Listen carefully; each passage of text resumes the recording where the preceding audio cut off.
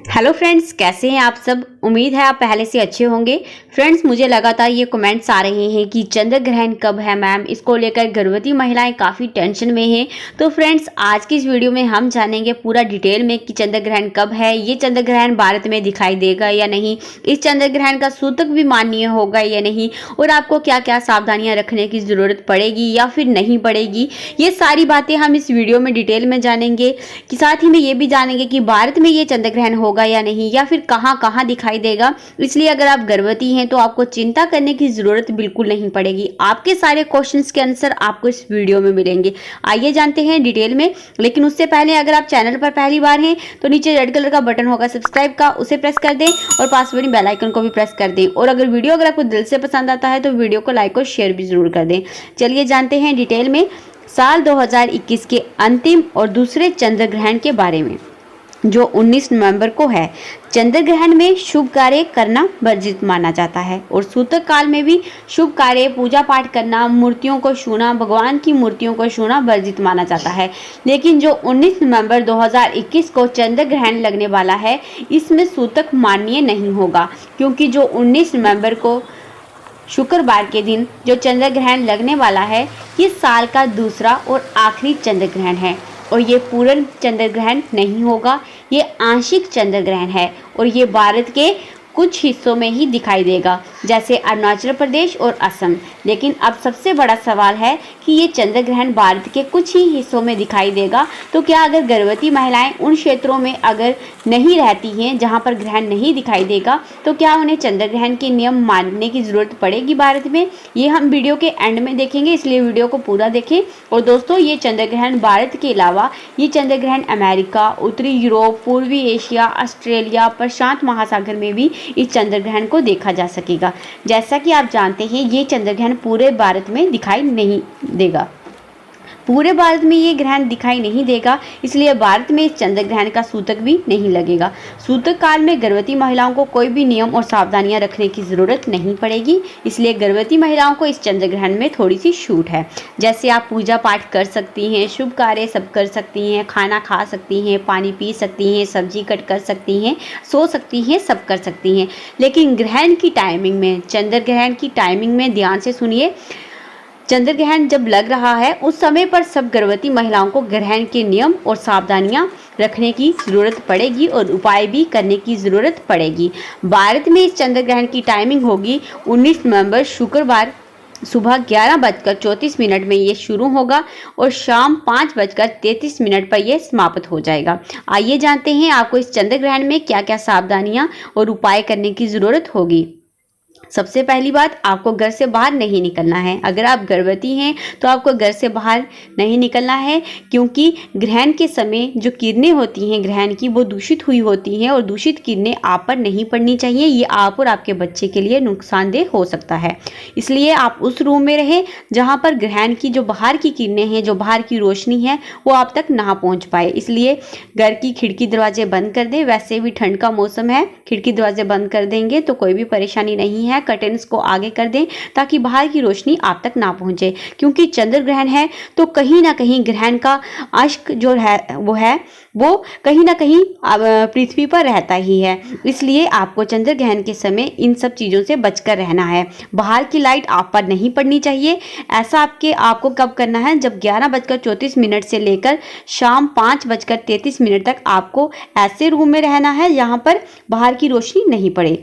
चंद्र ग्रहण के समय गर्भवती महिलाओं को खाना पीना जो है उसकी छूट दी जाती है हमारे ज्योतिष शास्त्रों में। आप इस समय सॉलिड नहीं खाएं, लेकिन जूस पी सकती हैं, पानी पी लें, दूध ले सकती हैं, लिक्विड डाइट आपको लेनी है। लेकिन आपको चंद्र ग्रहण के समय जो भी खाना है उसमें ग्रहण लगने से पहले ही तुलसी के पत्ते डालकर रखते हैं, क्योंकि तुलसी शुद्ध मानी जाती है। क्योंकि जब ग्रहण लगता है तो पूरी पृथ्वी पर ऐसी दूषित जो जीवाणु हैं वो फैलने लगते हैं, जिससे खाना दूषित हो जाता है। इसलिए अगर आप चंद्र ग्रहण से पहले ही बनी हुई चीज़ें चंद्र ग्रहण खत्म होने के बाद अगर खाना चाहती हैं, जो चंद्र ग्रहण लगने से पहले ही ही बनी हुई हैं और चंद्र ग्रहण के समय या फिर चंद्र ग्रहण खत्म होने के बाद अगर आप इन्हें खाना चाहती हैं तो उसमें तुलसी के पत्ते डाल दें। ऐसा करने से आपका खाना पीना दूषित नहीं होगा, शुद्ध रहेगा। आप इसे चंद्र ग्रहण के बाद खा सकती हैं। और दूध, पानी, दही, जो भी बची हुई चीज़ें हैं जिन्हें आप फेंकना नहीं चाहती हैं चंद्र ग्रहण के बाद, तो उसमें तुलसी के पत्ते डाल दें और बाद में इन चीज़ों को आप खा पी सकती हैं। एक और बात, अगर आपने चंद्र ग्रहण से पहले पानी में, दूध में या जो भी चीज़ें हैं उसमें आपने जो भी चीज़ें खाने की हैं, अगर उसमें आपने तुलसी के पत्ते नहीं डाले हैं या फिर आप भूल जाते हैं, तो फिर चंद्र ग्रहण के बाद आप इन चीज़ों का सेवन नहीं कर सकती हैं, इस्तेमाल नहीं कर सकती हैं, क्योंकि ग्रहण के समय ये बना हुआ खाना दूषित हो जाता है, बनी हुई चीज़ें दूषित हो जाती हैं। इसलिए ग्रहण शुरू होने से पहले ही आप अपने खाने पीने, जो भी खाना पीना है, जो भी मेडिसिन आपने लेनी है वो भी ले लें, क्योंकि 11:34 पे ग्रहण शुरू हो रहा है। तो इस समय आप खाना पीना, मेडिसिन आराम से ले सकती हैं, ठीक है। इसलिए आप सब कुछ पहले ही कर लें। और एक और बात, ग्रहण लगने से पहले ही तुलसी के पत्ते तोड़ लें, क्योंकि ग्रहण लगने के बाद फूल तोड़ना, पत्ते तोड़ना, लकड़ी तोड़ना मना होता है। और चंद्र ग्रहण के समय गर्भवती महिलाओं को नुकीली चीज़ें जैसे कैंची, सुई, चाकू, कपड़े सिलना, काटना, नाखून काटना, बाल काटना, ये सब मना होता है। इसलिए आप अपने हस्बैंड को भी मना कर दें कि वो इस समय ना तो नाखून काटें, ना तो आग जलाने वाले काम करें और ना तो बाल काटें, ठीक है। ये सब आपको नहीं करना है। इसलिए ग्रहण के समय आपको कैंची का भी इस्तेमाल नहीं करना है। ग्रहण के समय सब्जी काटना, फ्रूट काटना अवॉइड करें। आप ग्रहण लगने से पहले ही सब काट लें और फ्रूट को काट के आप फ्रिज में रख लें और फ्रूट्स को आप ग्रहण के टाइम खा सकते हैं, लेकिन उसमें 2-3 तुलसी के पत्ते ग्रहण लगने से पहले ही डाल दें। ग्रहण के टाइम आप पानी पी सकती हैं अगर उसमें तुलसी के पत्ते डले हुए हैं। और ग्रहण के समय आप यूरिन पास कर सकती हैं, पॉटी कर सकती हैं। आप वॉशरूम, घर के अगर आप अंदर है आपके घर के, तो फिर आप यूरिन भी कर सकती हैं, पॉटी भी कर सकती हैं, कोई भी परेशानी की बात नहीं है। अगर घर से बाहर वॉशरूम है तो फिर आपको अपनी बॉडी को किसी शॉल से, किसी कपड़े से पूरी तरह से ढक कर रखना है, ताकि बाहर की लाइट आपकी बॉडी पर ना पड़े। स्पेशली आपको पेट को अच्छे से ढक लेना है। और ग्रहण लगते ही अपने पास कच्चा नारियल रख लें। जो भी पूजा में नारियल इस्तेमाल होता है उससे आप अपने पास रख लें। ऐसा करने से ग्रहण की दूषित किरणों का जो प्रभाव है वो आप पर नहीं होगा और आपका बच्चा भी जो है वो सुरक्षित रहेगा आपके पेट में। और हो सके तो ग्रहण लगने से पहले ही तुलसी के पत्ते खा लें और अपने गले में भी तुलसी की माला बनाकर डाल लें। 2-3 पत्ते, 4-5 पत्ते की माला बनाकर अपने गले में डाल लें। और साथ ही में अगर आप माला नहीं बनाना चाहते हैं तो अपने पास, अपने हाथ में या फिर अपने पॉकेट में तुलसी के पत्ते डाल दें। और साथ ही में गंगा जल भी पी लें ग्रहण लगने से पहले ही। पेट पर गेरू का लेप कर दें। ऐसा करने से ग्रहण का प्रभाव आप पर और आपके बच्चे पर नहीं होगा और आप दोनों सुरक्षित रहेंगे। और ग्रहण लगने से पहले ही अपनी हाइट, अपनी लंबाई जितना धागा लेकर घर पर कहीं भी टांग दें। ऐसा करने से भी जो भी ग्रहण का दुष्ट प्रभाव होगा वो आप पर नहीं होगा, इस धागे पर होगा। और ग्रहण समाप्त होने के बाद आप पीपल के पेड़ के नीचे या फिर चलते पानी में इन सब चीज़ों को बहा दें। नारियल को और जो आपने धागा इस्तेमाल किया है, जो आपने तुलसी इस्तेमाल की है, उसको चलते पानी में बहा दें या फिर पीपल के पेड़ के नीचे आप इन सब चीज़ों को रख दें। ऐसा करने से ग्रहण का दुष्ट प्रभाव आप और आपका जो बच्चा है उससे सुरक्षित रहेंगे और ग्रहण का दुष्ट प्रभाव जो होगा आप पर वो उतर जाएगा। और ग्रहण के समय आप लेट सकती हैं, लेकिन पैर फैलाकर लेटें, टांगों को मोड़े नहीं, फोल्ड नहीं करें, सीधा रखें या फिर आप चलती रहें। चेयर पे भी आप बैठ सकती हैं। और एक और बात, चंद्र ग्रहण के समय गर्भवती महिलाओं को सोना नहीं चाहिए। ऐसा करने से गर्भ में पल रहे बच्चे की आंखों को नुकसान होता है।